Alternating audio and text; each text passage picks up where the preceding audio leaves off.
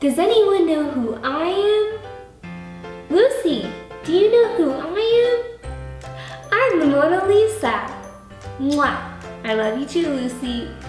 The Mona Lisa is the most famous painting in the world. It was painted by Leonardo da Vinci. Da Vinci painted the painting over 500 years ago.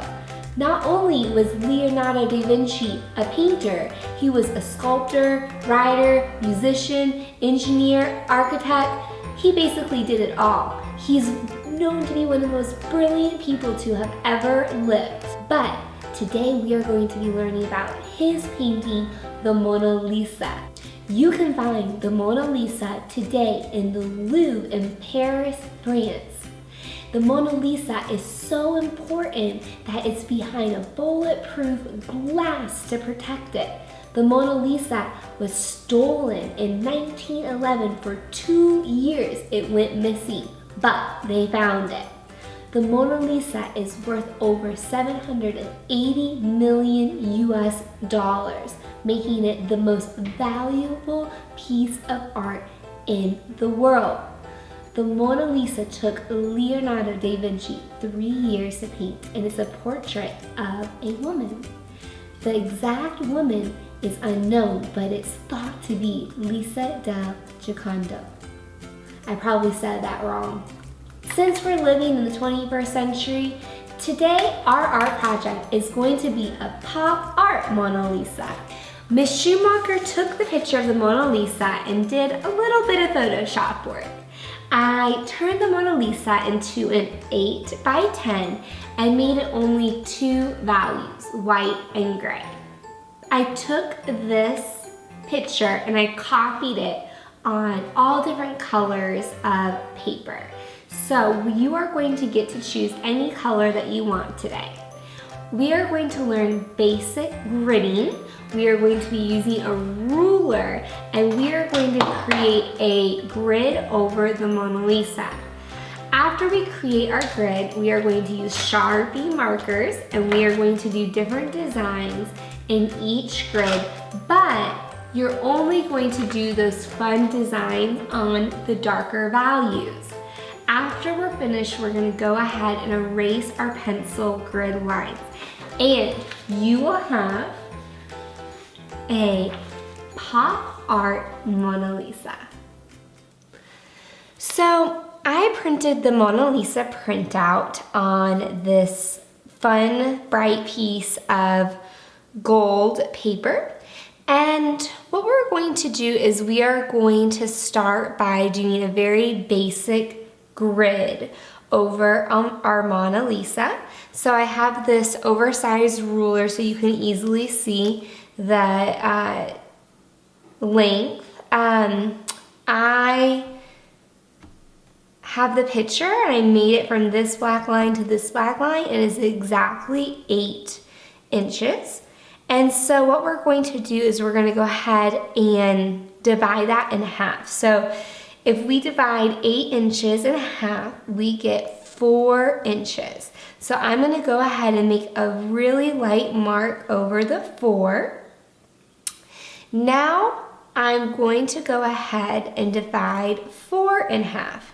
And if I divide 4 in half, I will get 2. So now I'm going to do a mark on top of the 2.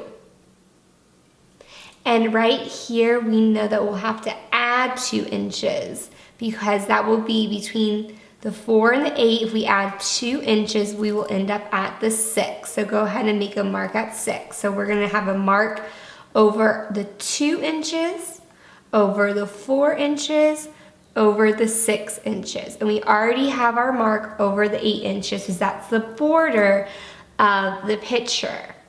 Now, what we're going to do is we're going to go ahead and move our ruler to the very top. Again, it's still 8 inches wide. And I'm going to go ahead and make a mark on top of the 2, the 4, and the 6. So each of my squares are going to be 2 inches apart. Excellent. Now, if I pick up my ruler, I can see I have markings on the 2, 4, and 6. I'm going to go ahead and connect these markings. So I'm going to take my ruler, I'm going to line it up to where both of these markings are. I'm going to go ahead and draw a line connecting them. So it'll look like that. Now I'm going to line my ruler up at my next set of markings. I'm going to go ahead and draw a line. Excellent. It's okay if it doesn't perfectly touch. We just want to get close. Lastly, I'm going to go ahead and line up my ruler to connect the last 2 markings. Excellent. So now I have my markings connected. Now I'm going to go ahead and turn my paper, and I'm going to measure the length of my picture. So I'm going to line up my 0 with the start of the picture on this dark line. And I'm going to see where the picture ends. So it ends right here at the 10. I'm going to go ahead and move this over so you can easily see where it begins and where it ends. So now I know that this is 10 inches long, and if I divide it in half, that will be 5 inches. Excellent. Now, if I divide 5 in half, that will be 2.5 inches. So you'll have to find the 2, and it'll be 0.5. So it'll be the marking in between 2 and 3. You will make a mark on. Excellent. Now, between 5 and 10, if we add 2.5 inches, that'll be 5 to 6 to 7.5. We will make a mark at the 7.5, so that will be the line in between 7 and 8 would be 7.5. So we have a marking at 2.5, at 5, and at 7.5. Now I want you to make markings. Again, the same markings. So you're going to go to the 2.5 and make a mark. You're going to go to the 5, and you're going to go to the 7.5. Now, just like before, we are going to connect our lines. So I'm going to go ahead and put my ruler here, and I'm going to go ahead and connect the lines. Move it over. I'm going to connect my markings, and I'm going to connect my markings again.